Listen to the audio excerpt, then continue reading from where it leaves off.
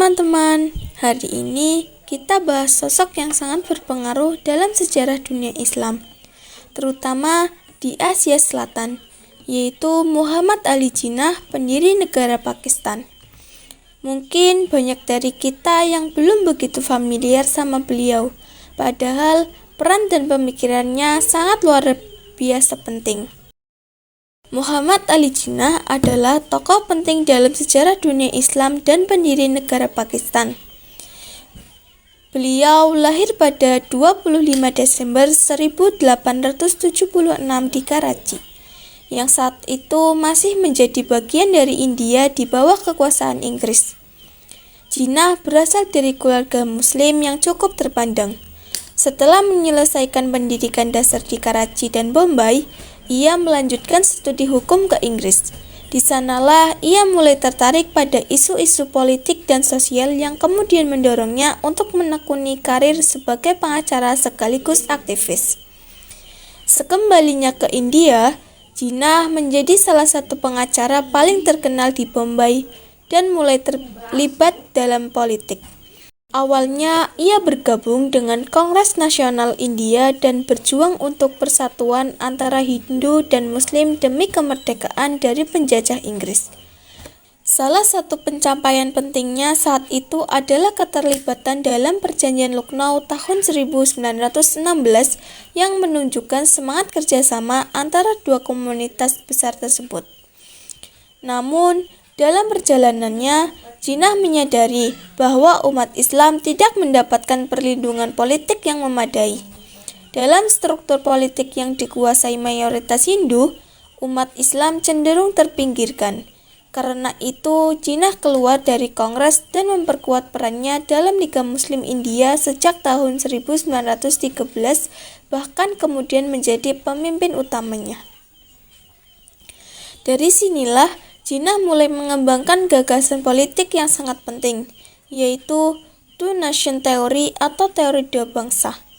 Ia menilai bahwa umat Islam dan Hindu adalah dua bangsa yang berbeda, bukan hanya karena perbedaan agama, tetapi juga budaya, hukum, dan cara hidup.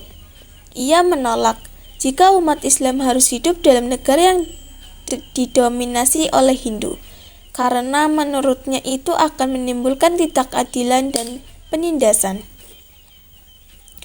Puncak perjuangan Jinnah terjadi dalam pidatonya di Lahore tahun 1940 yang dikenal sebagai Resolusi Lahore. Dalam pidato tersebut, beliau secara tegas menyuarakan bahwa umat Islam berhak memiliki negara sendiri agar bisa menjalankan hidup sesuai keyakinannya. Perjuangan panjang itu akhirnya berhasil dengan berdirinya negara Pakistan pada 14 Agustus 1947. Jinnah diangkat sebagai gubernur jenderal pertama Pakistan. Meskipun hanya sempat memimpin selama setahun karena wafat pada 11 September 1948 akibat penyakit TBC. Yang menarik dari pemikiran Jinnah adalah pandangannya soal bentuk negara. Meskipun Pakistan adalah negara Muslim, Jinnah tidak menginginkan Pakistan menjadi negara teokratis atau yang sepenuhnya dikendalikan oleh hukum agama. Ia mengusung ide negara sekuler dalam arti positif, yaitu negara yang berdasarkan prinsip keadilan, persamaan, dan toleransi. Ia menegaskan bahwa semua warga negara Pakistan, baik Muslim maupun non-Muslim, memiliki hak yang sama untuk hidup, bekerja, dan beribadah sesuai keyakinannya. Dalam berbagai pidatonya, Jinnah menekankan bahwa masjid, gereja, dan kuil adalah tempat suci yang harus dihormati, dan tidak boleh ada campur tangan negara dalam urusan keyakinan pribadi. Nilai-nilai Islam bagi Jinnah bukanlah alat kekuasaan, melainkan sumber moral dan etika untuk membangun negara yang adil dan manusiawi. Selain itu, Jinnah juga sangat menekankan pentingnya demokrasi, pemisahan kekuasaan, dan perlindungan hak-hak minoritas. Ia percaya bahwa negara harus dikelola berdasarkan hukum dan konstitusi, bukan kekuasaan agama yang otoriter. Visi politiknya bersifat moderat, inklusif, dan progresif. Beliau tidak hanya memperjuangkan berdirinya Pakistan, tetapi juga meletakkan dasar ideologis negara tersebut. Pemikiran Jinnah hingga kini masih menjadi bahan kajian penting dalam sejarah politik Asia Selatan. Beliau dikenang sebagai pemimpin yang mampu menerjemahkan identitas umat Islam menjadi realitis politik dalam bentuk negara yang menjunjung tinggi prinsip-prinsip keadilan, demokrasi, dan toleransi. Menjelang akhir abad ke-19, umat muslim di India mengalami kemunduran yang cukup signifikan, terutama dalam bidang politik dan ekonomi. Kemunduran ini dimulai setelah runtuhnya kekuasaan Kesultanan Mughal. Saat pemerintahan Mughal masih berdiri, meskipun hubungan antara komunitas Muslim dan Hindu tidak selalu harmonis, kedua kelompok ini masih bisa hidup berdampingan.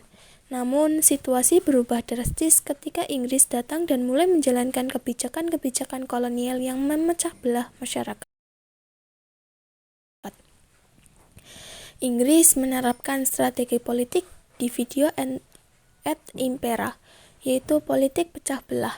Dengan memanfaatkan perbedaan agama dan etnis yang ada di India, mereka memberikan peluang yang lebih besar kepada komunitas Hindu dalam bidang militer, administrasi pemerintahan, dan pengelolaan pendapatan negara.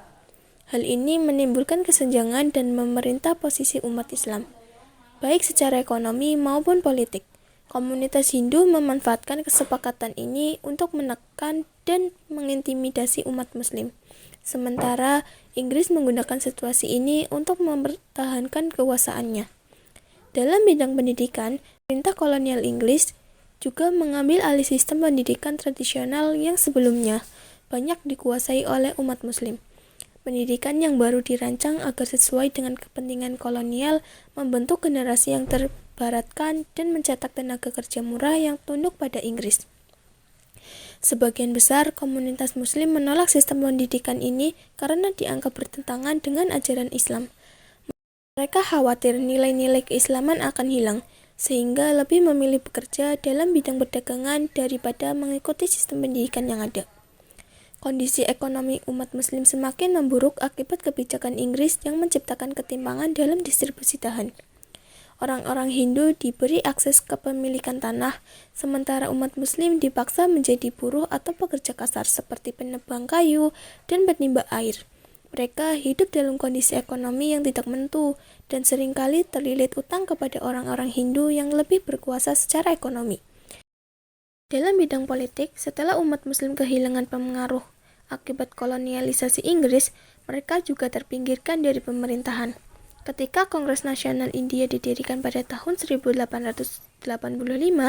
lembaga ini didominasi oleh kalangan Hindu. Untuk mengimbangi hal itu, umat Muslim mendirikan Liga Muslim India. Salah satu tokoh penting dari liga ini adalah Muhammad Ali Jinnah. Ia pernah menyampaikan bahwa India tidak seharusnya dikuasai oleh satu kelompok agama saja, tetapi harus melibatkan seluruh rakyat, baik Hindu maupun Muslim. Namun, ide tersebut ditolak oleh mayoritas Hindu yang menginginkan dominasi mereka dalam pemerintahan.